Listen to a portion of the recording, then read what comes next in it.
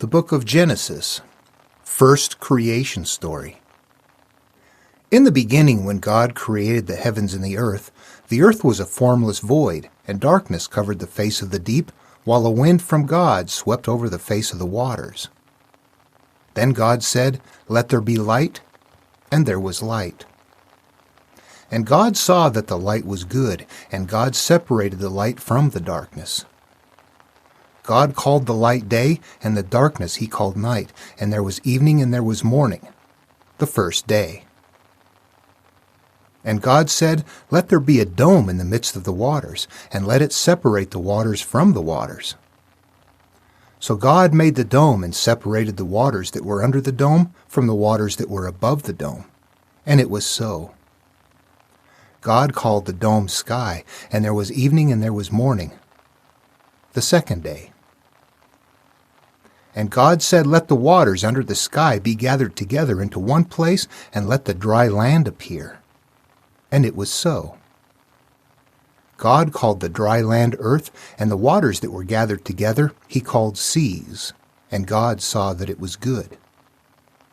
Then God said, "Let the earth put forth vegetation, plants yielding seed, and fruit trees of every kind on earth that bear fruit with the seed in it." And it was so. Then the earth brought forth vegetation, plants yielding seed of every kind, and trees of every kind bearing fruit with the seed in it. And God saw that it was good. And there was evening and there was morning, the third day.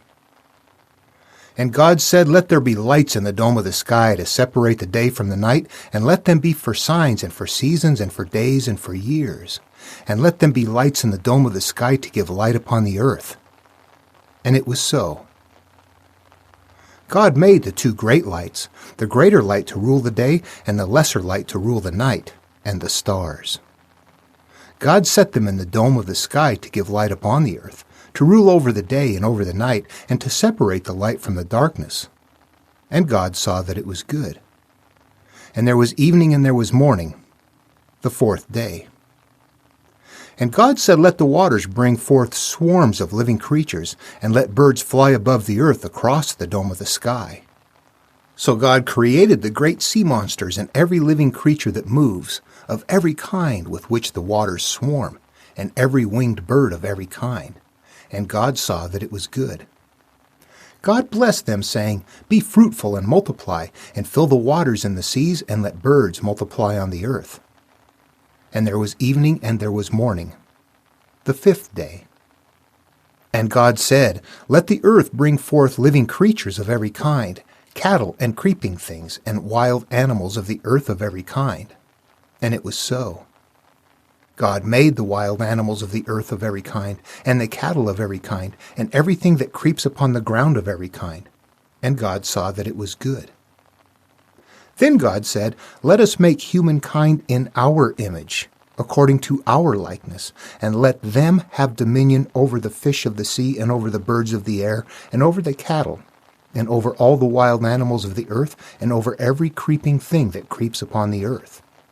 So God created humankind in his image. In the image of God he created them. Male and female he created them. God blessed them, and God said to them, "Be fruitful and multiply, and fill the earth and subdue it, and have dominion over the fish of the sea, and over the birds of the air, and over every living thing that moves upon the earth." God said, "See, I have given you every plant yielding seed that is upon the face of all the earth, and every tree with seed in its fruit. You shall have them for food. And to every beast of the earth, and to every bird of the air, and to everything that creeps on the earth, everything that has the breath of life, I have given every green plant for food." And it was so. God saw everything that he had made, and indeed it was very good. And there was evening and there was morning, the sixth day. Thus the heavens and the earth were finished, and all their multitude. And on the seventh day God finished the work that he had done, and he rested on the seventh day from all the work that he had done. So God blessed the seventh day and hallowed it, because on it God rested from all the work that he had done in creation. These are the generations of the heavens and the earth when they were created. Second creation story. In the day that the Lord God made the earth and the heavens, when no plant of the field was yet in the earth, and no herb of the field had yet sprung up, for the Lord God had not caused it to rain upon the earth, and there was no one around to till the ground. But a stream would rise from the earth, and water the whole face of the ground. Then the Lord God formed man from the dust of the ground, and breathed into his nostrils the breath of life, and the man became a living being. And the Lord God planted a garden in Eden in the east, and there he put the man whom he had formed.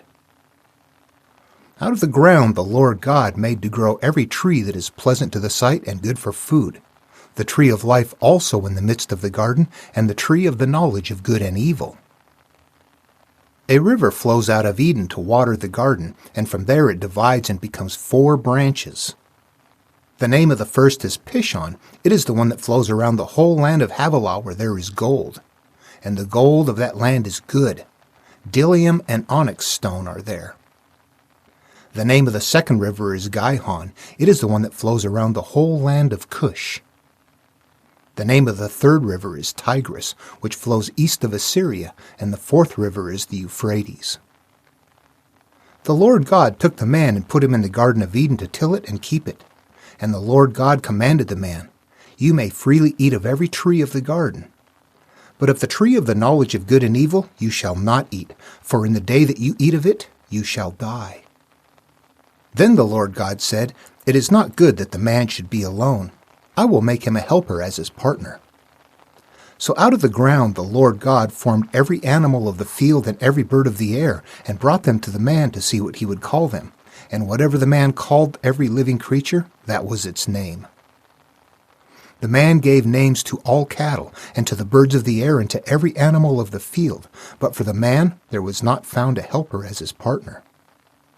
So the Lord God caused a deep sleep to fall upon the man, and he slept. Then he took one of his ribs and closed up its place with flesh.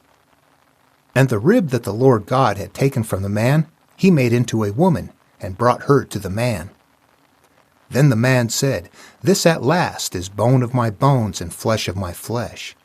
This one shall be called woman, for out of man this one was taken." Therefore a man leaves his father and his mother and clings to his wife, and they become one flesh. And the man and his wife were both naked, and were not ashamed. First sin. Now the serpent was more crafty than any other wild animal that the Lord God had made. He said to the woman, "Did God say you shall not eat from any tree in the garden?" And the woman said to the serpent, "We may eat of the fruit of the trees in the garden, but God said you shall not eat of the fruit of the tree that is in the middle of the garden, nor shall you touch it, or you shall die." But the serpent said to the woman, "You will not die. For God knows that when you eat of it, your eyes will be opened, and you will be like God, knowing good and evil." So when the woman saw that the tree was good for food, and that it was a delight to the eyes, and that the tree was to be desired to make one wise, she took of its fruit and ate, and she also gave some to her husband, who was with her, and he ate. Then the eyes of both were opened, and they knew that they were naked, and they sewed fig leaves together and made loincloths for themselves. They heard the sound of the Lord God walking in the garden at the time of the evening breeze, and the man and his wife hid themselves from the presence of the Lord God among the trees of the garden. But the Lord God called to the man and said to him, "Where are you?" He said, "I heard the sound of you in the garden, and I was afraid, because I was naked, and I hid myself." He said, "Who told you that you were naked? Have you eaten from the tree of which I commanded you not to eat?" The man said, "The woman who you gave to be with me, she gave me fruit from the tree, and I ate." Then the Lord God said to the woman, "What is this that you have done?" The woman said, "The serpent tricked me, and I ate." The Lord God said to the serpent, "Because you have done this, cursed are you among all animals and among all wild creatures. Upon your belly you shall go, and dust you shall eat all the days of your life. I will put enmity between you and the woman, and between your offspring and hers. He will strike your head, and you will strike his heel." To the woman he said, "I will greatly increase your pangs in childbearing. In pain you shall bring forth children. Yet your desire shall be for your husband, and he shall rule over you." And to the man he said, "Because you have listened to the voice of your wife, and have eaten of the tree about which I commanded you, you shall not eat of it. Cursed is the ground because of you. In toil you shall eat of it all the days of your life. Thorns and thistles it shall bring forth for you, and you shall eat the plants of the field. By the sweat of your face you shall eat bread until you return to the ground, for out of it you were taken, you are dust, and to dust you shall return." The man named his wife Eve, because she was the mother of all living. And the Lord God made garments of skins for the man and for his wife, and clothed them. Then the Lord God said, "See, the man has become like one of us, knowing good and evil. And now he might reach out his hand and take also from the tree of life and eat and live forever." Therefore the Lord God sent him forth from the Garden of Eden to till the ground from which he was taken. He drove out the man, and at the east of the Garden of Eden he placed the cherubim and a sword flaming and turning to guard the way to the tree of life. Cain and Abel. Now the man knew his wife Eve, and she conceived and bore Cain, saying, "I have produced a man with the help of the Lord." Next she bore his brother Abel. Now Abel was a keeper of sheep, and Cain a tiller of the ground. In the course of time Cain brought to the Lord an offering of the fruit of the ground, and Abel for his part brought of the firstlings of his flock their fat portions. And the Lord had regard for Abel and his offering. But for Cain and his offering he had no regard. So Cain was very angry, and his countenance fell. The Lord said to Cain, "Why are you angry, and why is your countenance fallen? If you do well, will you not be accepted? And if you do not do well, sin is lurking at the door. Its desire is for you, but you must master it." Cain said to his brother Abel, "Let us go out to the field." And when they were in the field, Cain rose up against his brother Abel and killed him. Then the Lord said to Cain, "Where is your brother Abel?" He said, "I do not know. Am I my brother's keeper?" And the Lord said, "What have you done? Listen, your brother's blood is crying out to me from the ground. And now you are cursed from the ground, which has opened its mouth to receive your brother's blood from your hand. When you till the ground, it will no longer yield to you its strength. You will be a fugitive and wanderer on the earth." Cain said to the Lord, "My punishment is greater than I can bear. Today you have driven me away from the soil, and I shall be hidden from your face. I shall be a fugitive and a wanderer on the earth, and anyone who meets me may kill me." Then the Lord said to him, "Not so. Whoever kills Cain will suffer a sevenfold vengeance." And the Lord put a mark on Cain, so that no one who came upon him would kill him. Then Cain went away from the presence of the Lord, and settled in the land of Nod, east of Eden. Beginnings of civilization. Cain knew his wife, and she conceived and bore Enoch, and he built a city and named it Enoch after his son Enoch. To Enoch was born Irad, and Irad was the father of Mehujael, and Mehujael the father of Methushael, and Methushael the father of Lamech. Lamech took 2 wives.